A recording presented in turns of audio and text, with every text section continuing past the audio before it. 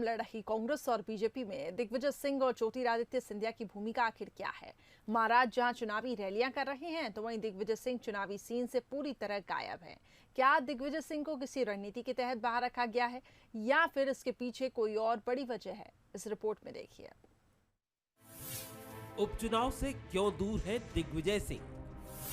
सिंधिया की भूमिका को लेकर भी सस्पेंस। क्या कांग्रेस बीजेपी ने बदली है रणनीति? क्या बदलाव से मिलेगी उपचुनाव में जीत? करीब 3 दशक से मध्य प्रदेश की राजनीति को प्रभावित करने वाले और कांग्रेस के लिए फ्रंट फुट पर खेलने वाले पूर्व मुख्यमंत्री दिग्विजय सिंह उपचुनाव से क्यों दूर है? आम चुनाव से भी ज्यादा महत्वपूर्ण माने जा रहे उपचुनाव में दिग्विजय सिंह का सक्रिय न होना राजनीतिक पंडितों के लिए भी एक बड़ा सवाल है। एक वक्त था जब ग्वालियर चंबल में कांग्रेस के 2 ही चेहरे हुआ करते थे, राजा और महाराज। महाराज तो पाला बदलकर बीजेपी में जा चुके हैं, बचे दिग्विजय सिंह जो फिलहाल सीन से गायब है। ऐसे में सवाल कई उठते हैं, लेकिन बंसल न्यूज से बातचीत में पूर्व मंत्री और दिग्विजय सिंह के बेटे जयवर्धन सिंह कमलनाथ और दिग्विजय सिंह की ट्यूनिंग की जमकर तारीफ कर चुके हैं। जोड़ी नंबर 1 दोनों का बहुत पुराना संबंध है।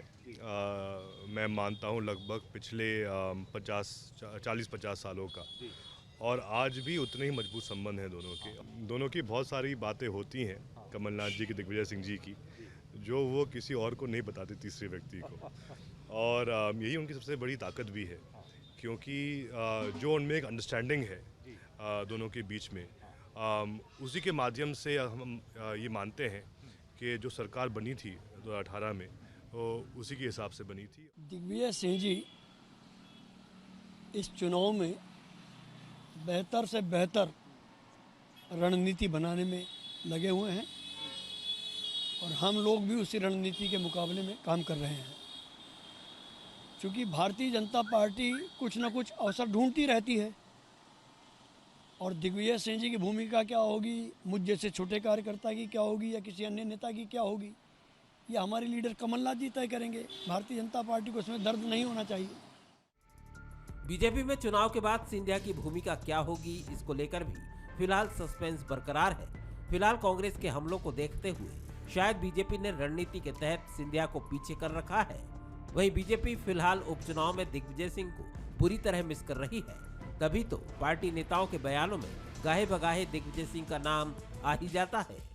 कमलनाथ, दिग्विजय सिंह, तुमने तो गरीबों के कफन के भी 5000 खा गए। 5000 बोलो, ये गद्दारी है कि नहीं?